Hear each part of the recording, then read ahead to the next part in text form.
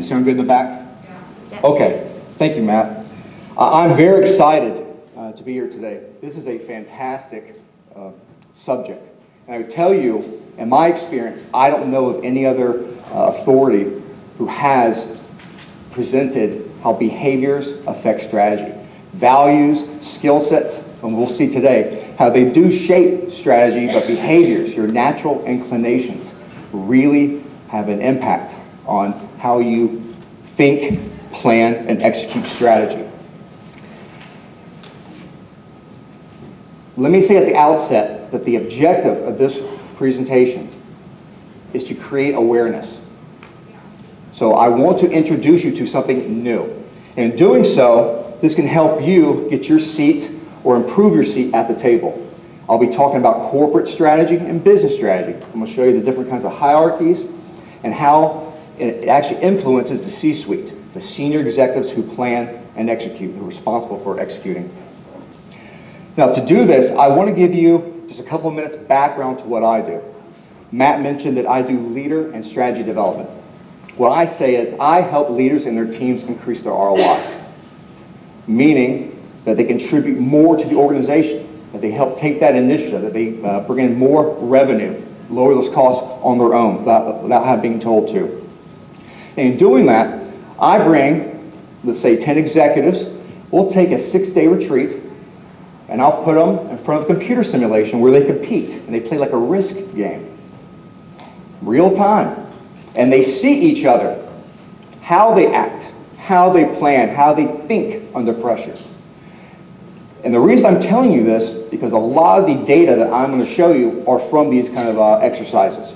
They're intense, they're fun, they're extremely revealing to how people act, think, and plan under pressure. So, as we go through this today, I've divided this course into 3 major segments. Leaders behaving strategically. We're going to cover strategy first. We're going to understand what strategy is, how complex it can be, and then different ways of planning and thinking it. Next, we're going to follow behaviors. What are behaviors? And finally, I have several case studies of actual leaders. And we're going to show you how their behaviors affected their organization. So, without this being a complete lecture, let me ask anyone in the audience, what is strategy? What is it? Say again? A plan? It's planning ahead. Is it just planning? Say it again? That's a great definition. Plan to achieve a mission or a vision. I've heard said before, actualizing a vision. The term strategy comes from the ancient Greeks, from strategos, which was people talk today about being a Greek general. It was more than a general. It was an individual who was responsible for raising an army, selecting, recruiting, the whole picture. So that's what strategy is. It is the entire picture. It's certain aims. You have an identity. You're good at something. You want to achieve certain goals. You're going to go out and do it. And question of how? Well, we'll see. So, first and foremost, the strategy process begins with thinking. It has to be thinking. Now, I hope it doesn't sound too amateurish, but when I say thinking, what are you good at versus your competitors? What is your distinct advantage? What are the leadership strengths of your team? And how does that affect you in your industry and in your business? But once you go from thinking, that's just in your head. Now you have to communicate it. You have to have the right words. What's the difference between maximization and optimization? It has huge implications. So you actually have to, with a laser-like focus, understand the specific term that you're using.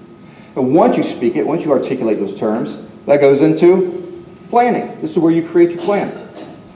And then finally, once you create that plan, you're going to actualize it through execution. But you notice it goes right back to thinking because there are many obstacles, unwanted challenges. So it makes you revise your thought process. And again, you have to go over and over. So it's cyclical. Now, I'm going to use some terms today: tactical, operational, strategic. I want to explain what they mean and where they come from. There's a hierarchy in the organization, obviously.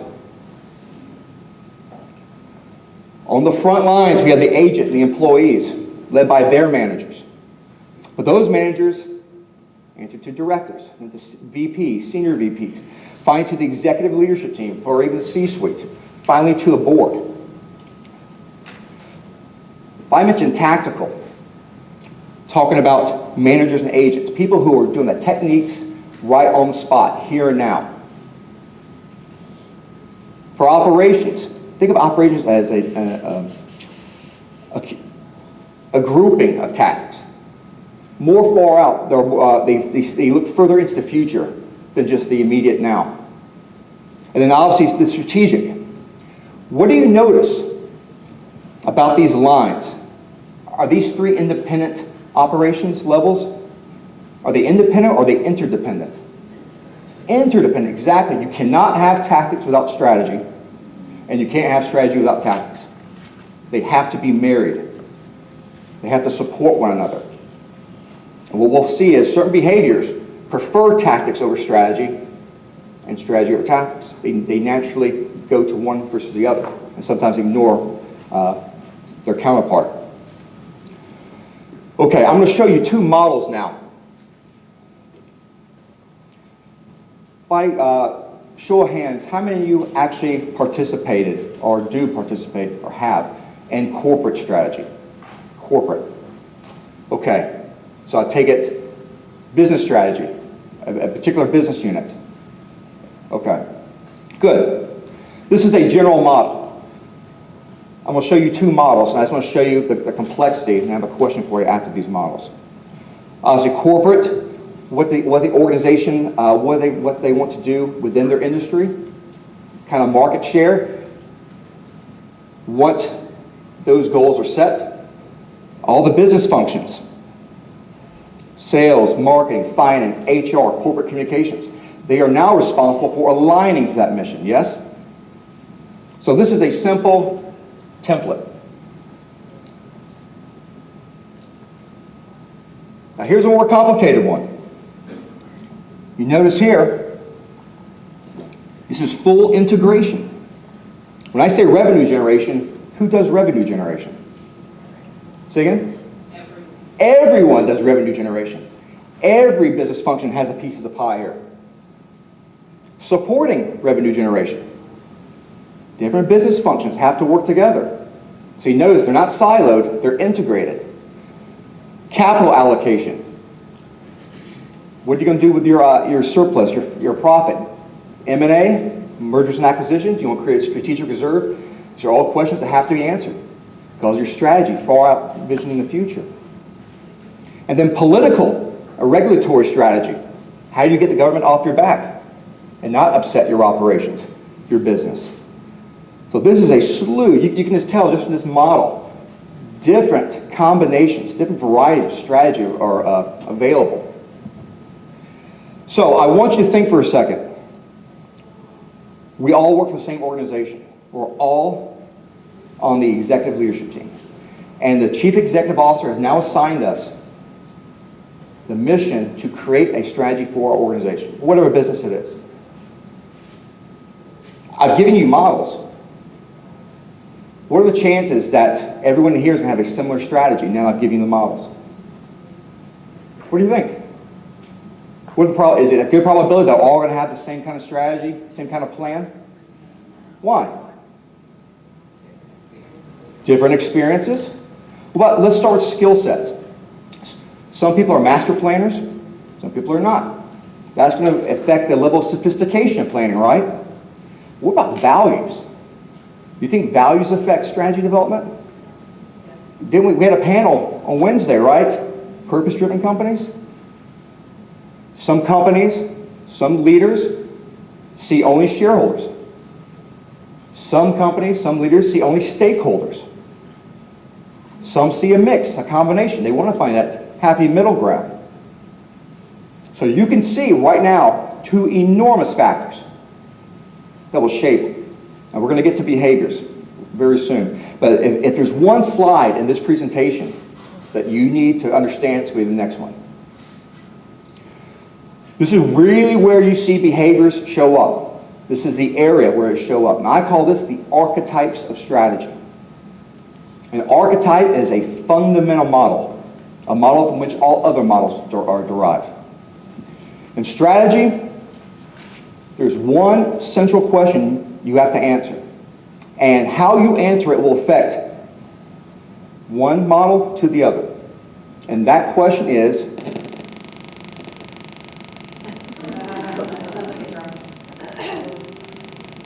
okay.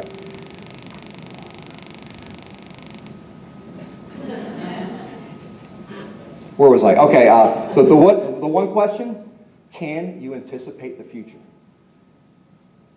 So by show of hands, I'm going to ask, can you, or do you believe you can? Do you believe you cannot? Or is it a mix? Do you think you can sometimes? If you believe you can anticipate the future, raise your hand, please. Raise your hand. If you believe you cannot anticipate the future, raise your hand. Raise them high. If you believe a mix, it's kind of a combination. All right.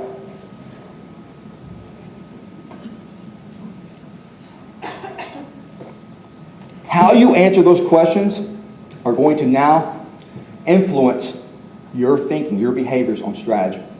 The first strategy model I want to talk about is the deliberate model. What do you think the deliberate model says about anticipating the future? Can you or can you not?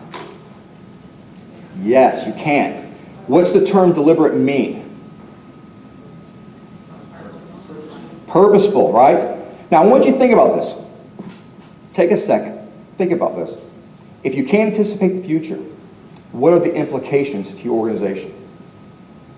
To hiring, to operations, to structure, to planning. What are the implications? I mean, they go straight through, don't they? So the deliberate model says you can anticipate the future. But if you can, that means you have to invest time, money, resources to look out, to find that master approach, those key objectives that you'll stick to. And if you're interested, have you ever heard of Michael Porter?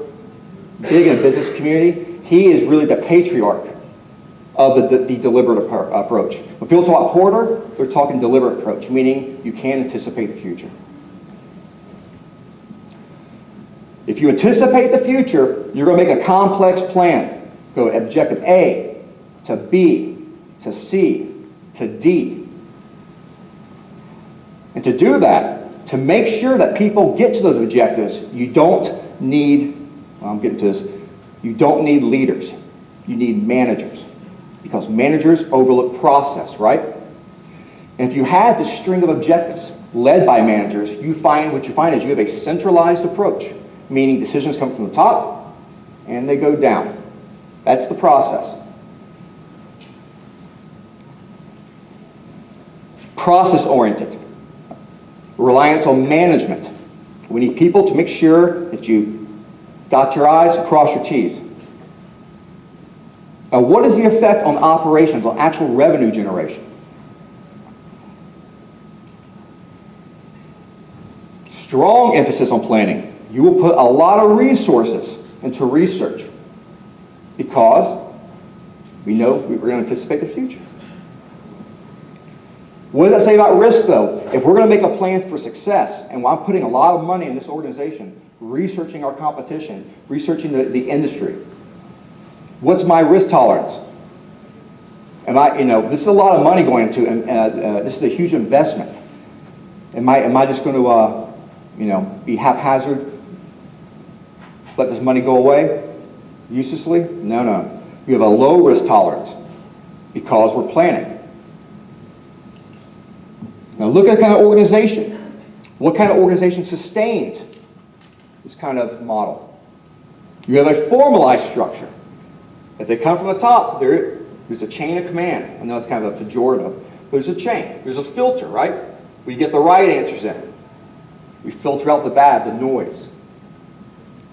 And notice, timing of communication. When you have a chain, think in terms of time. It's not quick, instantaneous. It's a long process. This is why many organizations, many bureaucracies become less innovative over time, because there's so much infrastructure. There's so many layers.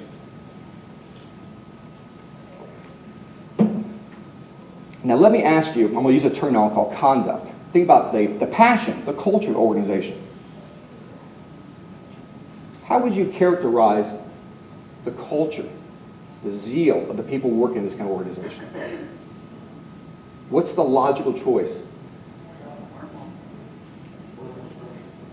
Pace, formal structure, restrained, right?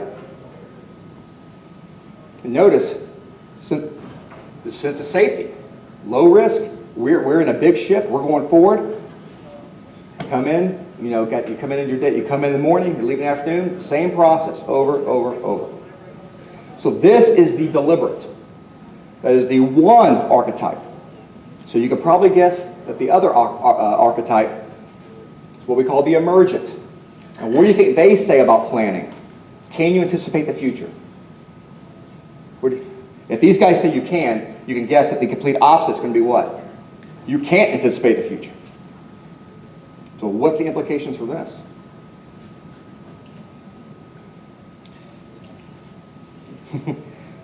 For an emergent organization, since you can't anticipate the future, there's a requirement or there's a need for improvisation.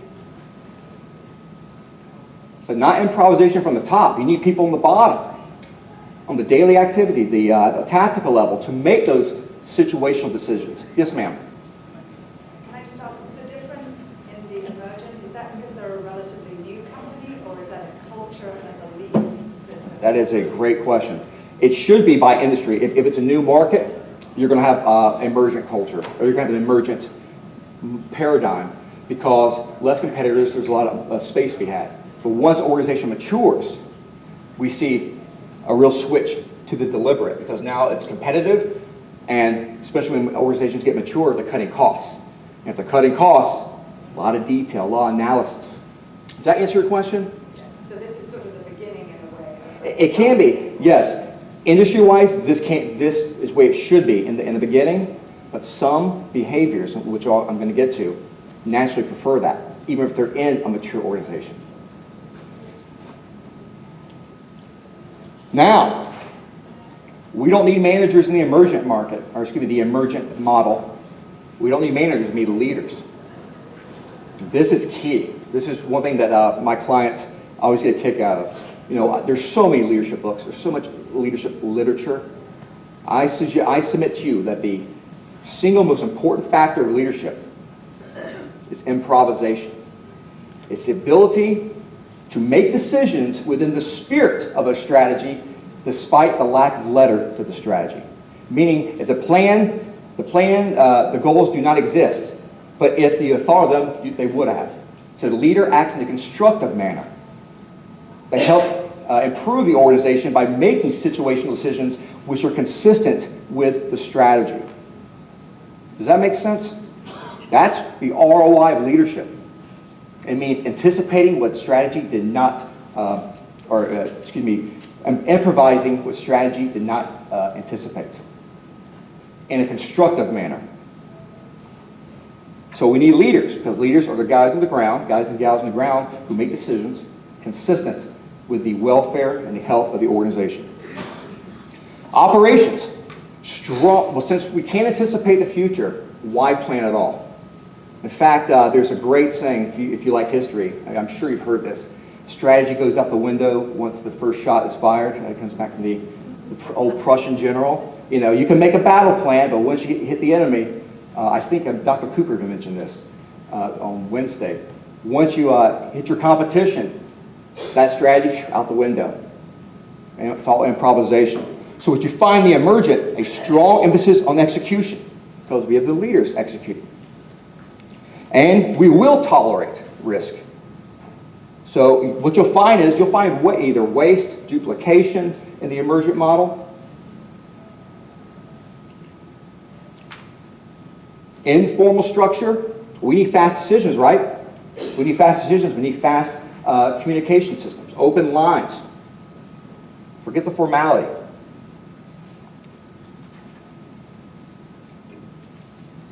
And then finally, conduct, which we find the emergent speed.